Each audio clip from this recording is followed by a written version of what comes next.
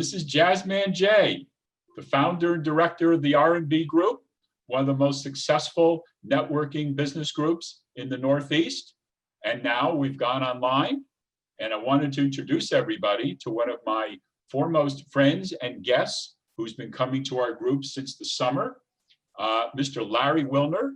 And Larry, say hello to us.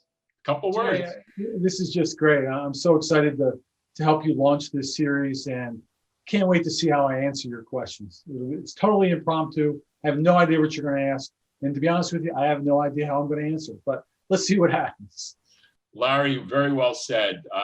Knowing your background in sports as a kid, I always refer to you as the point guard, and I know how influential that has been in your business endeavors going forward. Why don't you give me a little bit about your youth, the way how responsible you were, the things you took seriously and really worked on, and how it's really began to mold you going forward in business?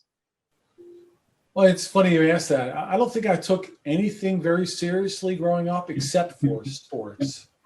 I think it was, well, what else? Girls, a little bit of that, chasing that. But for the most part, it was just, where am I playing next? And the joke in my family is I'm always up very, very early. And when my kids were growing up, I would always have them out of bed by 7 o'clock, because when I was a kid, I'd be the kid on my bike at 6:30, 7 a.m., knocking on everybody's door saying, let's go. It's time to play. Let's play football. Let's play basketball, whatever it was. I was ready to go. And sports just played a huge part of my growing up. That's where I learned how to negotiate with people, how to fight with people. I know how to that. stand my ground. Yep. All the valuable rules that really come to being a successful business person were all on the playground for me. Well, that's fantastic, Larry. And I've seen the reflection of it today, the way you operate and the way you're responsible and the way if there's a mistake, you correct it very quickly in all the things you do. Larry, let's talk a little bit about your early business ventures. How did you start? Where did you start? Tell me, talk to me. That's an interesting story. So coming out of college, I was a social worker. Social worker? A social worker. I never knew. You never knew that, yeah. Oh. My first venture out of college and actually out of graduate school was the National Youth Program using mini bikes. And we worked with juvenile delinquents and used mini bikes as kind of the carrot.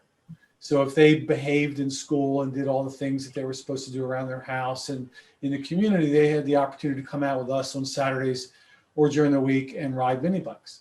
And from there, I gravitated to a few other types of programs. I started a daycare program for a local YMCA in Westchester, Pennsylvania. Wow. And then at some point I woke up and said, I need to make some money.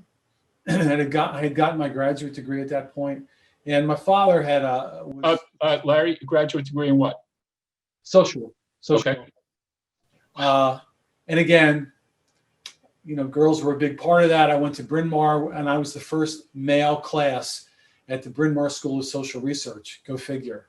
Wow. So I figured the odds had to be pretty good for me at that point. So I figured, why not go to graduate school and do that? So you have an MSW? I have an MSS, Master's of MSS. Social Science. Okay. If I remember correctly.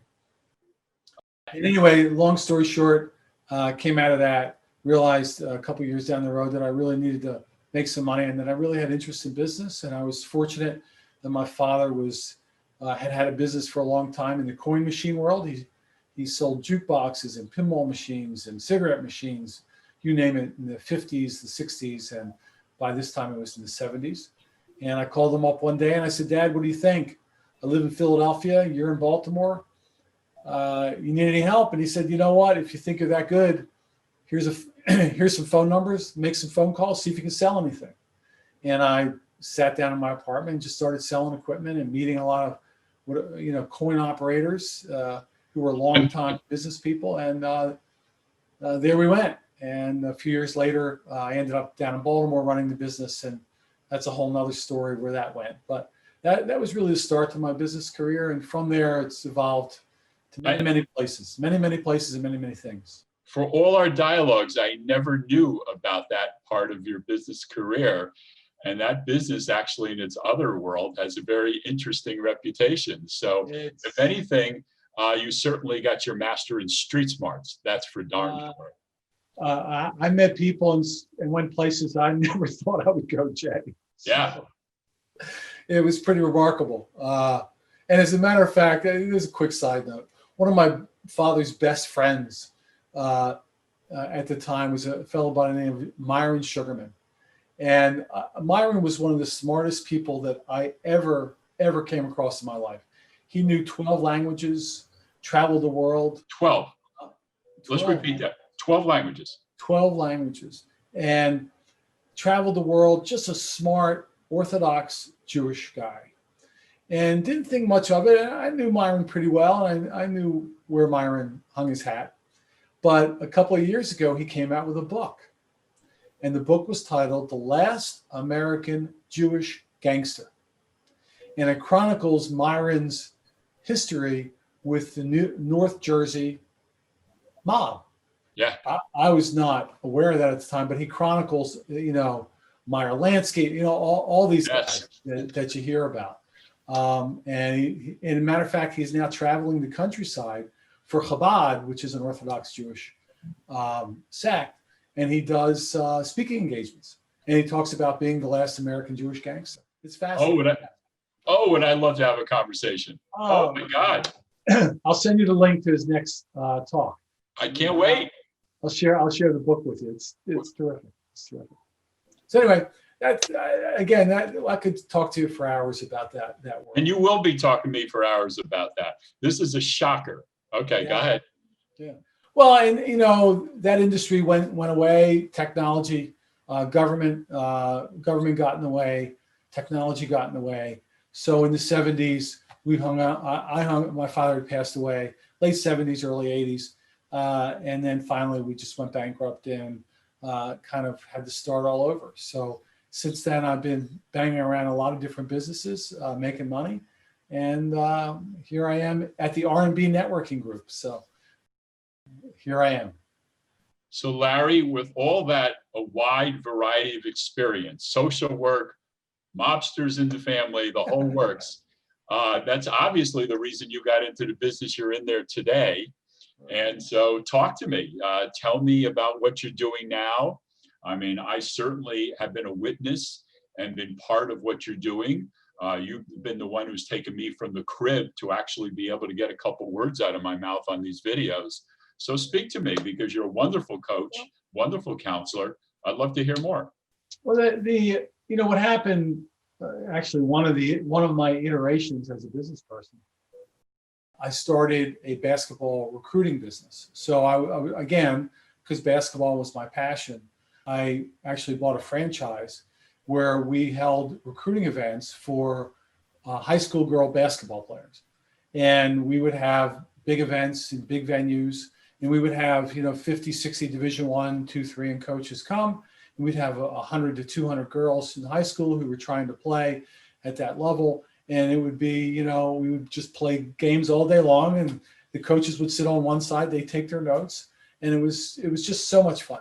And then, of course, I hate to say it, government came in again. I should say the governing body of the NCAA came in and said you can no longer hold recruiting events at Division I schools. Well, the luster for those types of events went away, and the business kind of diminished. But while I was doing that, I was doing a lot of video recording of athletes and creating video content for them to send to coaches that they couldn't connect with in person. And so I learned how to use cameras and sound and lights, and I really fell in love with that whole discipline. So as that business went away, I started to build a business around creating video content for businesses, and really learned a lot and crafted new skills, and learned what it all meant to have audio gain and all the various technical aspects of shooting good video. And that's kind of been my continuation since then. Larry, how did you learn? Was it instinctive? How to make a rank amateur like myself comfortable And maybe I don't sound totally comfortable now, but if people were viewing this and saw me 6 months ago, they'd know how comfortable I am in comparison. Larry, talk to me about the psychology. How did you learn how to do that? Because that's a very rare skill.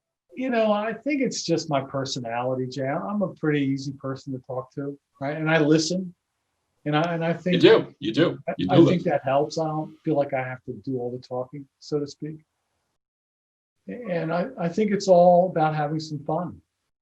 Believe me, I've tried to video record content for people that are high tech, very intelligent people, and it can take an hour to get them to say hello in a way that sounds coherent and connects with the camera. But you got a good personality, Jay. You like to have fun. We definitely like to have fun. Anybody who's a successful financial planner or people in that space have to know how to connect with people. So for you, it's fairly easy. It's just getting over the notion that there's this camera in front of you and that you're just having a conversation. So you're easy. And I do a lot of work with my wife, who's a professional speaker. Yes, very impressive. We drive a lot of content for her through video. So, and she was not an easy one. One, because I'm her husband, and two, because she was a very highly technical person at the start, because she's a speech and language pathologist. But now, if you saw her, it's completely different. So I have heard. I remember her at the C-suite group that night, and I was extremely impressed. Yeah. Larry, tell me a little bit more now in the present tense where your business is, who you're looking for as potential clients, what you feel your special talent would be. Talk to me a little bit about that area. Well, my real passion now is building educational and interesting platforms that go beyond the normal networking, lack of a better word, crap. Yeah. Can I say that on this interview? Oh, please do. You relax. It's better than other words. So crap will fit. A few years ago, I started building some educational platforms that were live at some area hotels, some university had some. We did some classroom education, some things like that, different topics. And then last May, I was going to do one on something that I just love, which was succession planning, mergers, acquisitions, valuation, things, things that really drive business and the continuation of business. And that obviously went away with COVID. So we built it all virtual. And I really fell in love with it then, because then I could use all my video skills. We did a lot of pre-production work with our panelists, with our speakers, and then we crushed it all together into what I thought was a really dynamic presentation on a virtual platform called FeedLoop, and it was terrific. And now I'm in the process of taking that another step farther. I'm working with somebody who's in the government contracting space, and we're gravitating we're moving all of his content from live to a virtual platform. And we're selling sponsorships. It's going to be a really robust event. And then on top of that, now I'm thinking about new topics to expand my events to. And one of the areas that I'm looking at is aquaculture, which is the future of farming in the ocean and farming in the bays. Yes. And I'm fascinated by that topic, and there's just so much going on. So it's a way that I get to explore all of my interests, Jay, and learn so many things that are new and meet so many new people because I'm building these platforms. The oceans are the new frontier. And plus they have 20 times the space and the area to develop and everything else. Larry, you've been a wonderful participant and member of the R&B group that I founded 10 years ago. Why don't you speak to us a little bit about your experiences there?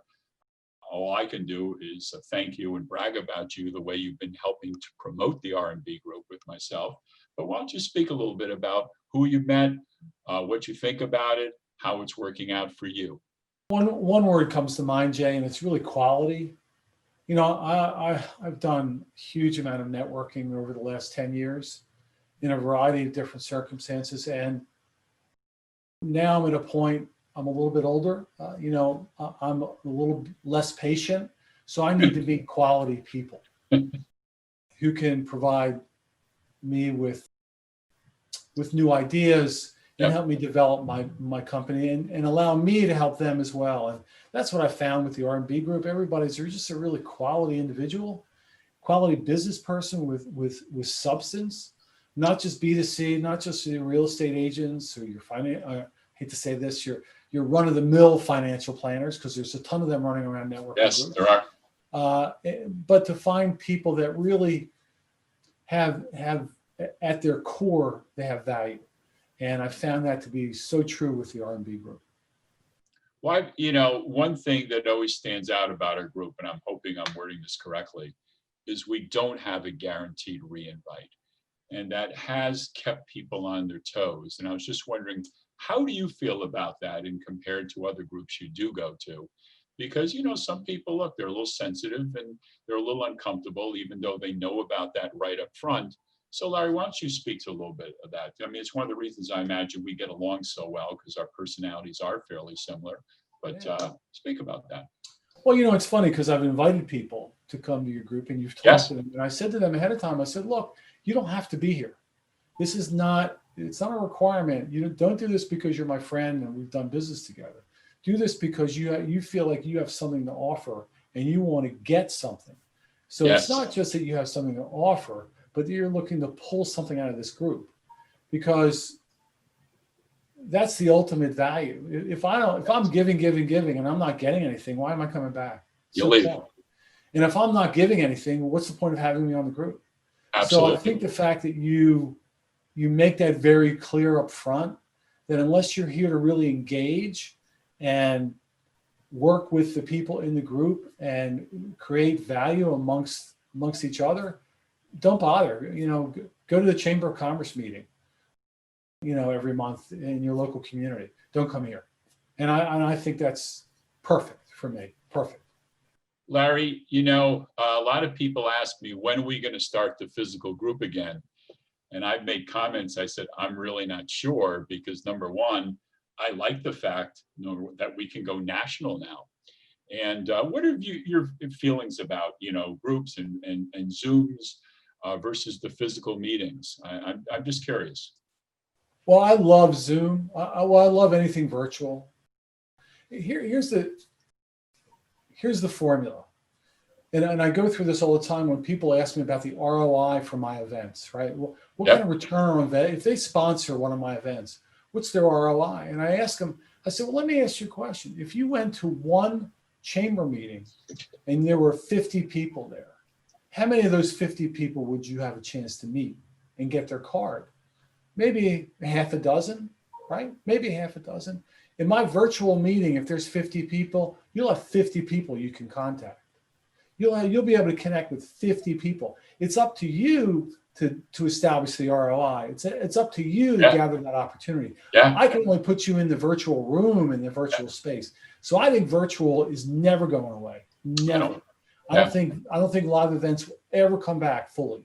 I think there'll be interesting live events when they're needed, but I think for the most part, it's going to be primarily virtual, a little bit of hybrid, but virtual, the impact of virtual is so much greater for your dollar. If you're investing time or if you're a sponsor, virtual is the way to go. Absolutely. I was just hearing Mr. Wonderful from Shark Tank, and he's got businesses. He's got a lot of businesses in South Asia. And he was saying now that he has Zoom, he's not getting on the plane.